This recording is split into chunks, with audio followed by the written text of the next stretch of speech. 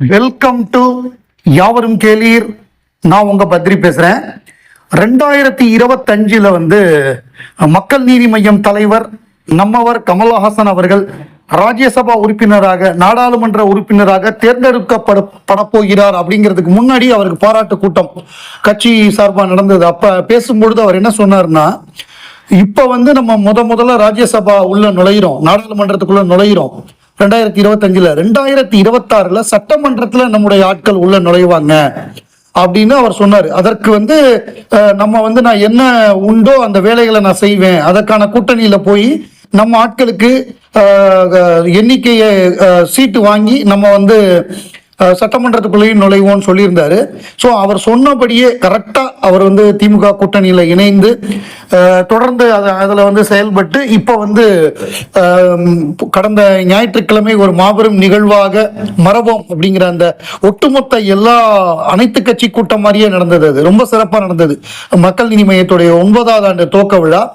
அதுல எல்லாருமே கலந்து கொண்டு அவரை பாராட்டியது, காந்தியை பாராட்டினது அப்படிங்கிறதெல்லாம் மிக முக்கியமான ஒரு நிகழ்வு. ஏன்னா மகாத்மா காந்தி 100 நாள் வேலை திட்ட பேரை மாத்தினது அப்படிங்கிறது வந்து தவறானது அப்படின்னு நாட்டில் பல பேர் சொல்லும் பொழுது இந்த மாதிரி ஒரு கூட்டம் அவசியமாகிறது. இப்ப இன்னைக்கு வந்து மக்கள் நீதி மையத்தை பேச்சுவார்த்தைக்கு கூப்பிட்டுருக்காங்க. திமுக கூட்டணி சார்பாக ஒவ்வொரு கட்சியா கூப்பிட்டு பேச்சுவார்த்தை நடத்துறாங்க. ஸோ மக்கள் நீதி மையத்தையும் கூப்பிடுறாங்க. ஸோ இன்னைக்கு வந்து அந்த பேச்சுவார்த்தை நடைபெறும். அந்த 5 பேர் கொண்ட குழு இருக்கு. நம்ம கட்சி சார்பாக 4 பேர் கொண்ட குழு, அவங்க போய் பேசுவாங்க. அவங்க பேசி எத்தனை சீட்டு, எந்தெந்த தொகுதி, முதல்ல வந்து சீட்டு எத்தனை சீட்டு நமக்கு வந்து நம்பர் ஆஃப் சீட்ஸ் எவ்வளோன்னு சொல்லுவாங்க ஃபர்ஸ்ட். 2வது வந்து அப்புறம் எந்தெந்த தொகுதிங்கிறத அடையாளம் காணுவாங்க. அது அடையாளம் கண்ட பிறகு ஒப்பந்தம் நடக்கும். அதாவது மக்கள் நீதி மையத்துக்கு ஒரு 5 தொகுதி இல்லை 8 தொகுதினா 8 தொகுதிகள்னு, அதுக்கப்புறம் அந்த 8 என்னென்ன தொகுதி அப்படிங்கிற பேரோட வந்துடும். அது வந்து இப்போ மயிலாப்பூர் அப்படின்னா மயிலாப்பூர், கோயம்புத்தூர் தெற்குன்னா கோவை தெற்கு, ஸ்ரீரங்கம் அப்படின்னா ஸ்ரீரங்கம்னு போட்டு மக்கள் நீதி மையத்துக்கு வந்துடும். அதுக்கப்புறம் வந்து மக்கள் நீதி மைய தலைவர் வந்து அந்த வேட்பாளர்களை தேர்ந்தெடுப்பார், யாரெல்லாம் நிற்க வைக்கலாம் அப்படின்னு. ஸோ அதுக்கு தகுந்த வேட்பாளர்களை நிற்க வச்சு அதுக்கு பிறகுதான் நமக்கு வேட்புமனு தாக்கல் செய்கிறது வரும். அதுக்கப்புறம் வேட்புமனு தாக்கல் செய்த வந்து திருப்பி வாபஸ் வாங்குற நாள் வரும். அதுக்கப்புறம் இறுதி வேட்பாளர் பட்டியல் வரும். அதுக்கப்புறம் பிரச்சாரம் நடக்கும். பிரச்சாரம் நடந்த பிறகு தேர்தல் நடக்கும். அதுக்கப்புறம் ரிசல்ட். ஸோ இது நமக்கு தெரிஞ்ச மெத்தடு தான். இதுல வந்து முழு மூச்சா எத்தனை வேட்பாளர் கிடைக்கிறாங்களோ, எத்தனை தொகுதி கிடைக்குதோ அவ்வளவு பேரையும் ஜெயிக்க வைக்கணுங்கிறது தான் இப்ப எண்ணம். தமிழ் திரைப்பட தயாரிப்பாளர் சங்கம், ஸோ திரைப்பட தயாரிப்பாளர் சங்கத்துடைய தேர்தல் நேற்றைக்கு நடந்தது. ஸோ அந்த தேர்தலில் வந்து தமிழ்குமரன் அவர் தான் ஜெயிச்சிருக்காரு. தமிழ்குமரன், கமீலா நாசர் அந்த டீம் தான் ஜெயிச்சிருக்காங்க. சுபாஷ் சந்திர போஸ் அதுல வந்து தமிழ்குமரன் 786 வாக்குகள் வாங்கியிருக்காரு. அவரை எதிர்த்து போட்டியிட்ட தேனாண்டாள் முரளி 234 ஓட்டு தான் வாங்கியிருக்காரு. மிகப்பெரிய டிஃபரன்ஸ். இதுவரை நடந்த தேர்தலையே பயங்கர டிஃபரன்ஸ்ல ஜெயிச்சிருக்காரு. ஸோ அந்த மாதிரியாக அந்த டீம்ல பெரும்பாலானவர்கள் கமீலா நாசர் அந்த டீம் தான் ஜெயிச்சிருக்காங்க.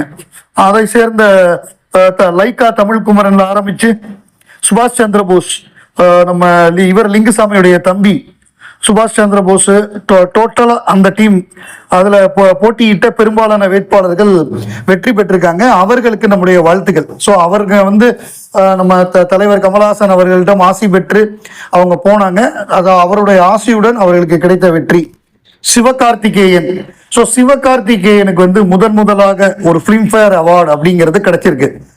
நேற்றைக்கு வந்து அமரன் திரைப்படம் ஏராளமான விருதுகளை வாரி குவித்தது அப்படின்னு நம்ம சொல்லியிருந்தோம். தொட்டதெல்லாம் நமக்கு அவார்டு.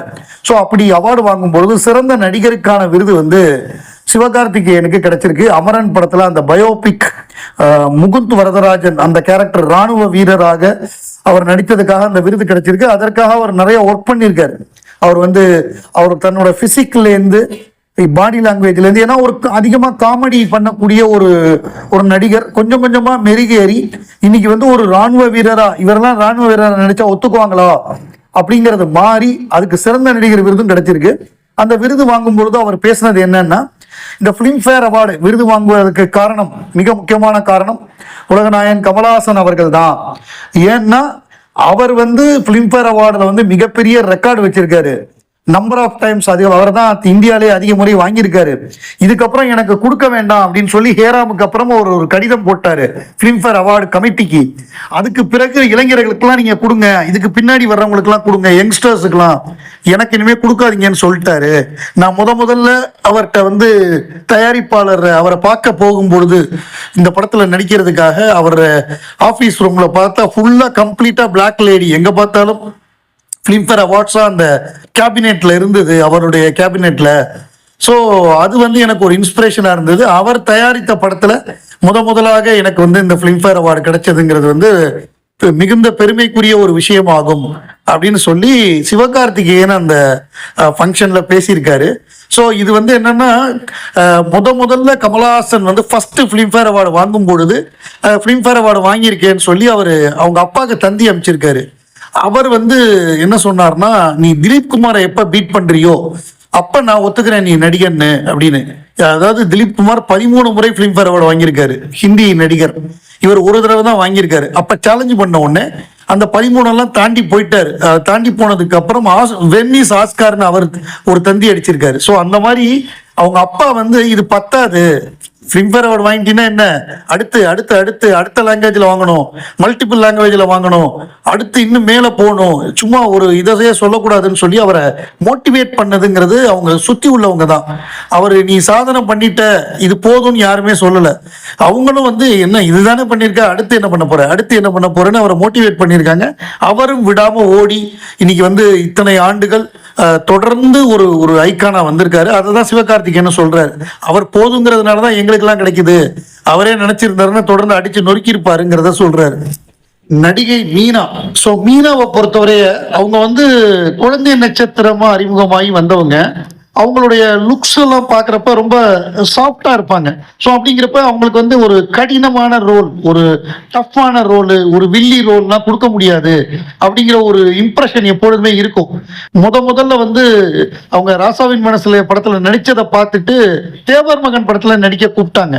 ஸோ தேவர் மகன் படத்துல ஒரு 2 நாளோ என்னமோ நடிச்சிருப்பாங்க. அது பார்த்ததுக்கு அப்புறம் அவங்க ரொம்ப சின்ன பொண்ணா இருந்ததுனால இது இந்த இந்த டைட்டில் இவங்க இது நடிச்சா சரியா வராது, ரொம்ப சின்ன பொண்ணா இருக்காங்க, இது இன்னும் டஃப்பா இருக்கணும்னு சொல்லி தான் ரேவதி அதுக்கப்புறம் உள்ள வந்தாங்க அந்த கேரக்டருக்கு. முதல்ல மீனா தான் அந்த ரோல் பண்ணது. அதுக்கப்புறம் செகண்ட் ஷெட்யூல்ல இருந்து ரேவதி, ஏன்னா ஃபர்ஸ்ட் ஷெட்யூல் ரொம்ப ஷார்ட்டா முடிச்சுட்டாங்க, இது சரியா இல்லைன்ட்டு. ஸோ அப்படி ரேவதி வந்தாங்க. அதே மாதிரி படையப்பா படத்துல ஃபர்ஸ்ட் மீனா அந்த ரோல் அப்படின்னோடனே மீனா சரியா வராது, அது ஒரு சேலஞ்ச் பண்ற மாதிரி இருக்கணும், ஒரு வில்லி மாதிரி இருக்கணும் அப்படின்ன உடனே அது சரியா வராது அப்படின்ட்டாங்க. அப்புறம் நட்புக்காக படத்துலையும் அந்த சிம்ரன் பண்ற ரோல முதல்ல மீனா தான் கேட்டாங்களாம். கடைசியில அது அந்த ஒரு இது லுக்கு இல்லை, அந்த ஒரு வில்லனிக் லுக்கு வரணும், சிம்ரன் இவன் கெடுக்க வர்றான் அப்படின்னு சொல்லிட்டு அது பொய் தான் அப்படி அந்த பக்கம் பார்த்து திரும்பி சிரிக்கணும், அது ஒரு வில்லன் மாதிரி இருக்கணும், அது இல்ல மீனாட்டன்னு சொல்லி இவங்க யாருமே அந்த வாய்ப்பு கொடுக்கல. பட் அவங்க என்ன சொல்றாங்கன்னா, எனக்கு இதெல்லாம் கிடைக்கலங்கிறது ஒரு வருத்தம் இல்ல, நான் அதை எடுத்துக்கிட்டேன், பாசிட்டிவா தான் எடுத்துக்கிட்டேன். ஏன்னா எனக்கு அவ்வை சண்முகி, முத்து மாதிரியான படங்கள் கிடைச்சது ரொம்ப பிளஸ் பாயிண்டா இருந்தது. நம்ம கிடைக்காத நினைச்சு வருத்தப்படுறதை விட நமக்கு இதெல்லாம் கிடைச்சது. அதே கமல் சாரோட அவ்வை சண்முகி நடிக்க வாய்ப்பு கிடைச்சது, அதே ரஜினி சாரோட முத்து படத்துல வாய்ப்பு கிடைச்சது. ஸோ இதெல்லாம் பிளஸ் தானே நமக்கு அப்படின்னு சொல்லி நான் எதையுமே பாசிட்டிவா எடுத்துக்கிட்டேன்னு இப்ப விகடனுக்கு அவங்க பேட்டி கொடுத்துருக்காங்க. ஸோ இந்த பெர்ஸ்பெக்டிவ், நமக்கு எது கிடைக்கலையோ அதை நினைச்சு வருத்தப்படுறதை விட எது நமக்கு கிடைக்குதோ அதை வச்சு அடுத்தடுத்து மேல போலாம் அப்படிங்கிற ஒரு பாசிட்டிவ் மெசேஜ் அதுல இருக்கு.